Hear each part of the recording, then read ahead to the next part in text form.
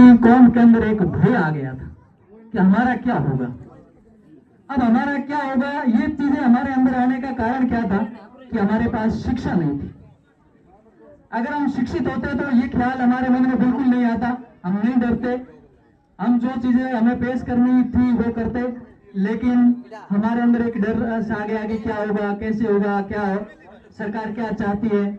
और इसके लिए हमें कई प्रकार के चक्कर काटने पड़े जो अनभिज्ञ थे, जिनके पास शिक्षा नहीं थी।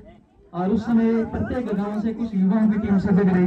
वहाँ भी एक साथी है अरबाब अली, और उसके साथ मेरे साथी रहे फिरोज भाई, उन्होंने भी इस कदम को आगे बढ़ाया और आपका साथ दिया। आप भली बात जानते होंगे, जहाँ तक मैंने सुना है इन युवाओं का योगदान रहा।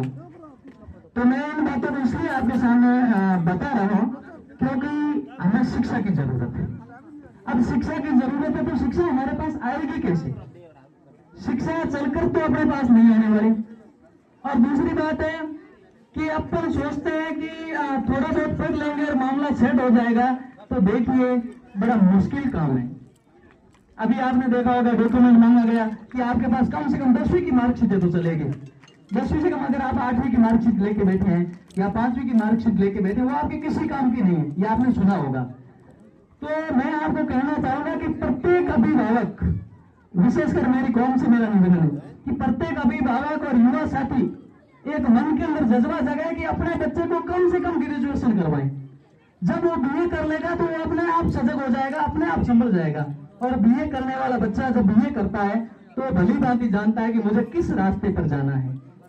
मैंने यहाँ से देखा है, नोटिस किया है, कभी कभी कुछ बच्चों के फोन आते हैं कि मार साहब क्या हाल चाल है। मैं पूछता हूँ कि क्या चल रहा है, तो वो तो दुबई आ गया। तो ये बड़े दुख की बात है। एक मंजूरदीन नाम करके बच्चा था, उमरदीन का, मंजूरदीन, बड़ा जीनियस बच्चा था। मैं पढ़ाता था 5वीं 6वीं कक्षा में, और मुझे उम्मीद थी कि ये बच्चा काफी आगे जाएगा। कुछ दिन पहले उनका मैसेज आता है, मैंने सोचा होगा कि बीए कर रहा होगा। मैंने कहा बेटा क्या हाल चाल है मंजूर, तो हमारे साथ दुबई आ गया।